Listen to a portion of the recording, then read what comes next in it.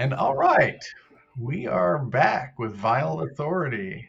How are you doing this evening, AJ? Good evening, sir. Paul, I'm doing fantastic. Thank you. Yeah, How are good. you? It's been great. New year, fresh take on everything, and You look good. I'm feeling good, man. Good, Been man. Good. eating well, going to the gym, listening to a lot of beautiful music. So, Yeah, me too. yeah.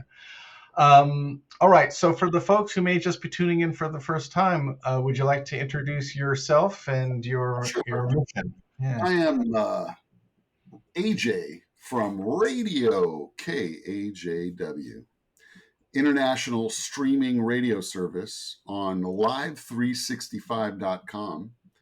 And you can go to a browser and hit live365.com and search Radio KAJW, or there's a Live 365 app in all of your favorite app stores. And the app has been upgraded and it really works even better than it was working. And there's a lot of new features. It's really cool. So it works great in the car, at least in LA. There's plenty of good 5G to get a good hi-fi signal to your car through your phone, and you can listen to us 24/7. What's the mix of music? Very part of why you and I get along so well is our wide spectrum of musical taste. And the idea with Radio KAJW was to break all boundaries of genres. So you might hear Bill Evans next to Black Sabbath, and somehow it makes sense. All That's the right. idea. So So would it be fair to say that we're sort of listening for the stream of consciousness that's going through the play? for sure, we're trying to create magic every hour Hmm. on Radio KAJW, something that you've never heard back to back. We also play a lot of new music too. There's a great new music show that we have once a week on Fridays at 3 p.m. called New Noise, and it focuses on all new music. And the gentleman that puts that show on, his name is Alexander Lawrence, and he's a local Los Angeles cat that goes to live shows all the time. So he's really in the mix of what's happening, Nice. and Yeah. his taste is great. So Yeah. we try and cover it all. Good. Good. Good. Well, I have the app on my phone, and I know I can get it wherever I am in the world, and it's a comforting feeling. So Cool. thank you for that. Yeah. All right. Well, as we often advocate on this program, that part of the vinyl lifestyle is the act of sharing new music. And, we were just talking before the show about how we used to enjoy music and share music in the old days. Somebody would get the new record and bring it home and invite folks over, and it was special to have the new thing. It was also special to be invited to listen to new things. And tell me some of your early record share experiences like that. Well, my favorite story is I wanted to just add to what you're saying about, because um, this show in particular has brought back those old feelings of being a kid and going over to my friend's house and his record collection being completely different than mine, Hmm. and being envious of maybe a record that he's played me, or just so happy that he's sharing it with me. Yeah. And that you brought up a really great point that we should say again. um, when you let someone borrow a record back then, they really had to be a good friend of yours, because there's You had. the other Yeah. beautiful thing about vinyl, right? Is that it takes care to take care of it and make it Yeah. last. So that's a great thing about it. Um, First day of junior high school, um, you know how junior high, it's like a whole new world, right? It's not quite high school, but it's not elementary school, and you're just like, you can't quite get your footing and you're nervous and all that stuff. Plus it's the first time that you're going to different classes, at least in my junior high. So it was, it's nerve wracking. And the first day I met Kenny Rosenthal, and he had a Kiss shirt on, and I had never heard of the band Kiss. This is in 1976. And I think we both brought comic books to school. So we saw that and we connected with a comic book first. And anyway, we hit it off right away. And he actually invited me over to his house the first day of school. And we rode our bikes to his house afterwards. And he had he said, I got a brand new record and it's really great by this band, Kiss. And he played me Detroit Rock City. It was the first time I ever heard Kiss. And the needle went down, and the beginning of Detroit Rock City with the whole, soundscape, Bob Ezrin, kind of Pink Floyd production, Yep. just blew my mind. And honestly, that record changed my life. At that point, it did something to me that, and I will say this, at that point, my dad was in the record business, making the graphic arts part of records. So it wasn't around my house, and my dad and my uncle were playing records all the time. But that record took a personal step for me that I'd never had before. And it literally launched me into wanting to make records. That I wanted that to be able to create that kind of magic that I felt that day. So that's my 13-year-old geeky Kiss story. Yeah, no, I love those stories because I think that all of those things are really important, right? The fact that you experienced that with a childhood friend for the first time, that you had this tactile experience of touching the cover. I swear to you, man, I can almost see the room exactly the way it was, and I can almost smell the house. I swear to God, I feel like it can almost swear that it's crazy.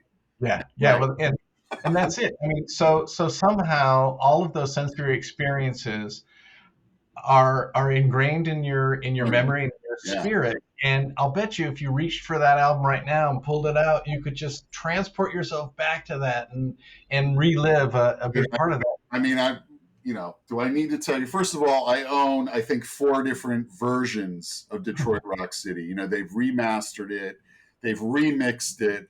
I think 4, maybe 5 different vinyl versions, 2 different CD versions. I've listened to that record, I don't know, 2,000 times. I don't. Yeah. Anyway. Well, I had a similar visceral experience to Led Zeppelin 2. And the first time the needle dropped on that, and the guitar comes in, and then the bass comes in, and then the drums come in, and it just, that music is jumping from the speakers, and I was just like, oh my gosh, what is that? I gotta have that, and how do you make that? It was, and it that literally fueled my field of interest from then. It was guitars and records. That record, I probably listened to that record the same year or maybe the next year, and I remember that record also starting that, which band is better kind of attitude inside my mind. Like, oh my God, that kicked Kiss's ass. That record, that kind of thing. Yeah, it's Led Zeppelin 2. That is my favorite Zeppelin record. So there you go. My God, it's a rock and roll masterpiece. It is. All right. So in that spirit of sharing, we try to share music with each other that neither the other has experienced.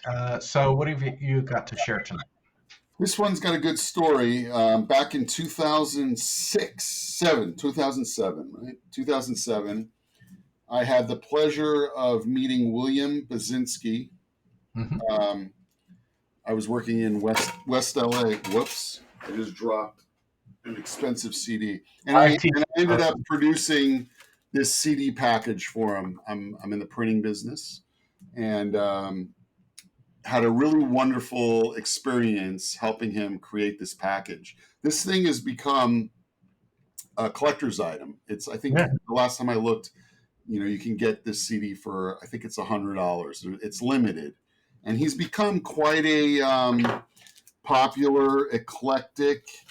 I don't know really what to call this genre. It's a great album cover. Foil. So I'm sharing today. This is 2022, his newest release, and it's William Basinski and Yannick Schaefer on Reflection. And it's hard to photograph this, but it's a cool foil cover. Yeah. Really cool art. And beautiful silver vinyl. Really cool. Oh yeah, and it looks like a kind of a monochromatic label that just really plays on that silver vinyl. Yeah, it's beautiful. Really, and it's like piano loops. It's very meditative, and I only have a few of his records, but they're all similar. They're like tape loop piano kind of creations, and if you want to meditate, this is the record. It's kind of Brian Eno-esque, but even more outside. It's really it's something that you would hear like if you went in for like a reflexology, or something like a massage kind of thing, that they would be playing maybe this. It's an awesome record. So there you go. It's kind of cool. Outside and fun. Good. We'll put a link in the show notes to that disc. Yeah, I've never heard of the artist or the music, so I'm quite intrigued. Thank you. Yeah. I brought tonight the old Art Blakey Jazz Messenger, Night in Tunisia. I've been on a little retro jazz kick lately, and Art Blakey, it was just one of the finest drummer band leaders there was in the era. No doubt. And this album just captures that real unique classic jazz era. Was recorded in 1958. This is a reproduction on 180 gram vinyl, but they've done a really great job on the package, and they've kept a lot of the original notes, which don't make as much sense in today's market as they did back in 1958 when vinyl was in its infant stages and still emerging as a higher and higher fidelity format. So this is called the new orthophonic high fidelity recording. And this album was brought to market originally by the Radio Corporation of America, which we know now as RCA, and 1958. So you've got, Art Blakey and all the rest of the jazz messengers, Sam Dockery, Jimmy DeBrest, that piano bass. You've got trumpet Bill Hardman, John Griffin on tenor sax, and Ferris Bender on alto sax. And real good. I listen to a lot of classic jazz on the radio, so I know I've heard that record, probably piecemeal over the last 30 years, but I don't know if I've ever listened to it all the way through. So that cover is beautiful. The color, it's a Night in Tunisia, but somebody took that and did a wonderful graphic treatment, and it's the color as well as the stylized buildings there, which looks like it might have been a some sort of a stencil and tissue kind of a thing. Really, it's gorgeous. And in jazz tradition, this is where they put the color. The liner notes and the photos that were on the back, and that's the best. I love black and white. Yeah. Added a little bit of mystery. Anyway, it's a great record. Highly recommend taking it aside or both. Cool. Okay, we've got a couple of new product announcements I want to get to. We're fostering the vinyl lifestyle, and sometimes we need to evaluate turntables. And if you don't have the time, you might check in with Crutchfield.com and read their article on the best turntables for 2023.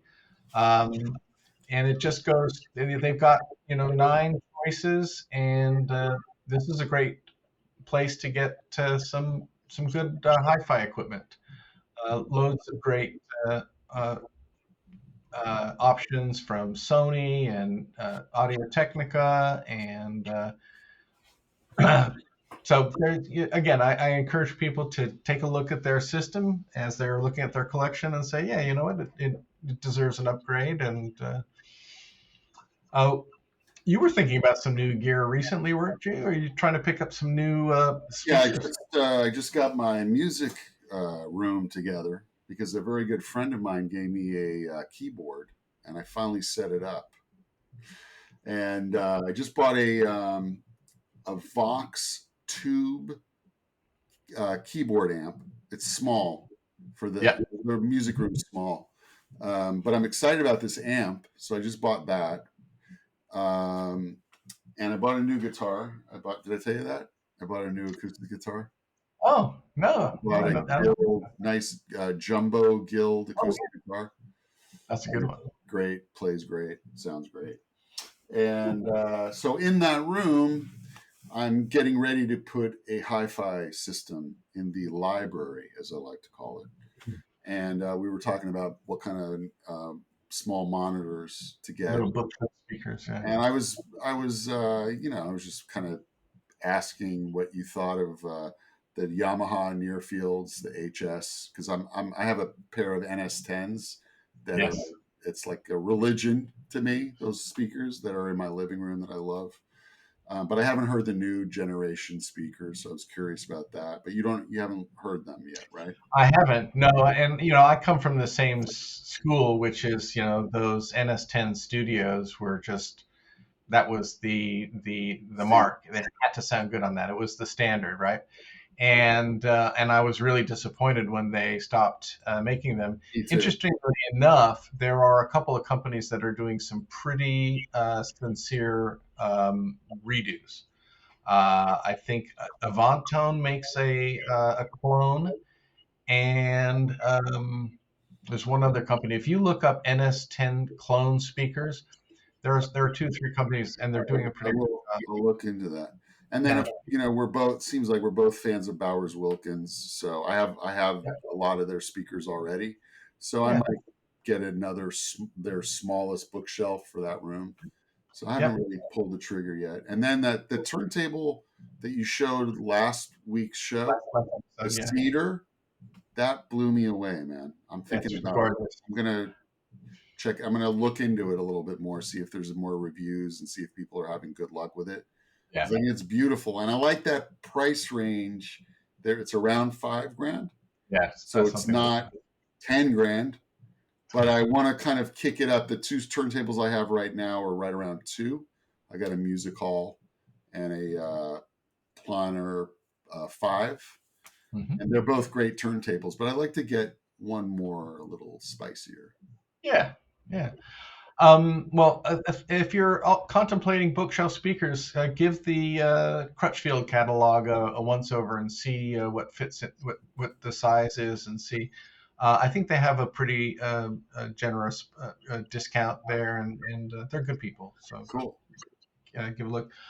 How about something that we both know, sharing some vinyl for some enthusiasts out there? This masterpiece is the first Chicago record, affectionately known as Chicago Transit Authority, self-titled, uh, eponymous, and 1968, and it's a debut double record. These Yeah, guys were crazy. yeah, they were. The hits are "Does Anybody Really Know What Time It Is" and "Beginnings" are Yeah, and that's on side one. But there's a couple of really long jams. Poem is 8 minutes and 37 seconds long. Liberation on side four is 15 minutes 41. I mean, this is one of the premier jam bands with horns in the yeah, 60s, early 70s. Terry Kath yeah. is. Monster guitar. Jimi Hendrix was known to have said that Terry Kath was his favorite guitar player. And a lot of people don't know that. So anyway, this is a mind blower, Yeah. and this is an That, original pressing too. That's in really good shape. that's beautiful. It's in Yeah. When was that recorded, Adam? Like 68, 1968? Oh 68. my gosh. Yeah. I That's mean, Columbia. the this is it really is some of my favorite eras for the LP art form, and the rock, sort of the horn rock genre.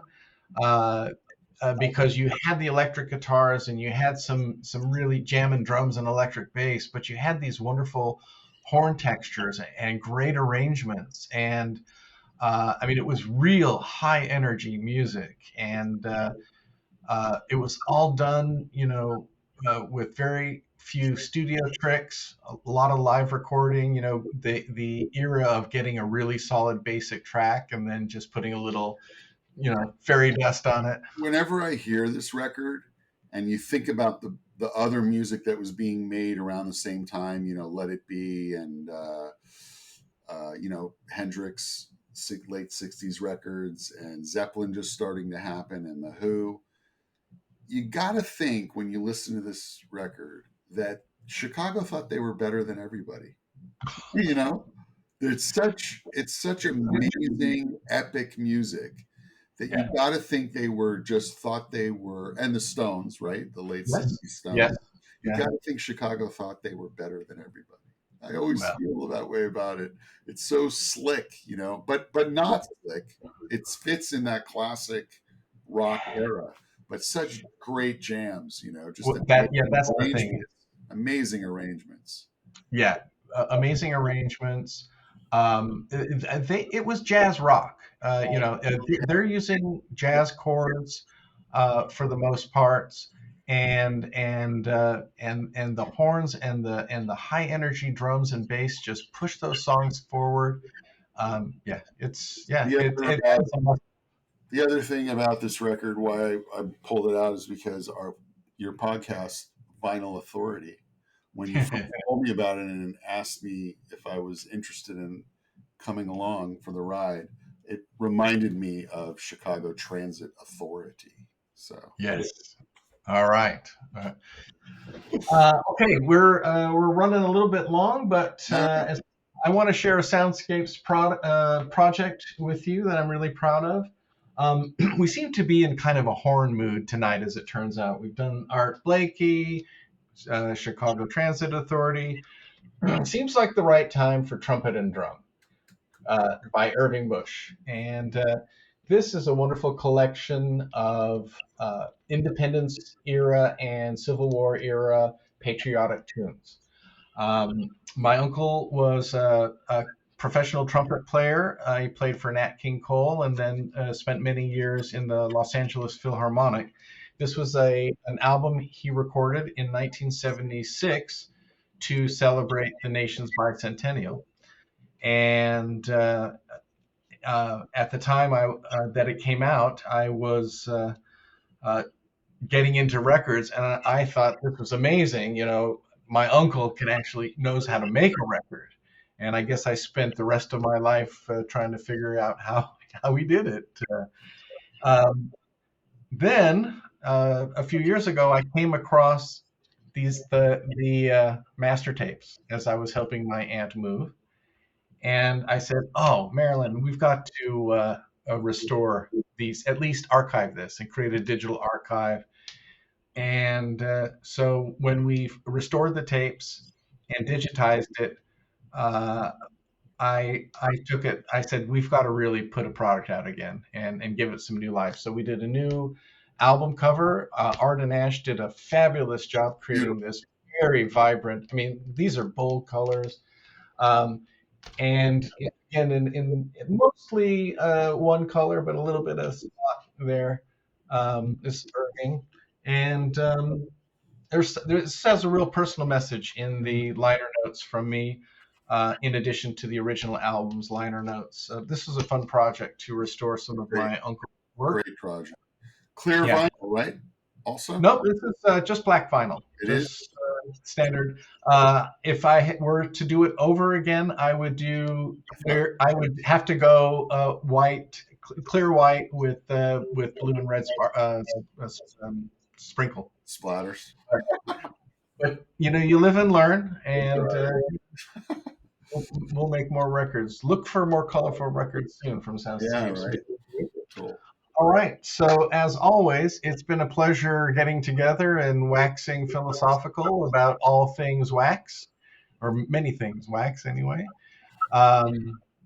Thank you for all of your interest and sharing in our Don't forget community. to like and Oh subscribe. yeah, absolutely. Yeah, so we're active on social media more and more these days. So like us on Facebook, follow us on Twitter and Instagram and YouTube, and and share beautiful music on vinyl with family and friends, and do it often. Thank you, AJ. Have yourself a good day and a good week. See you soon, my friend. Take All care. right. Take care. Good night.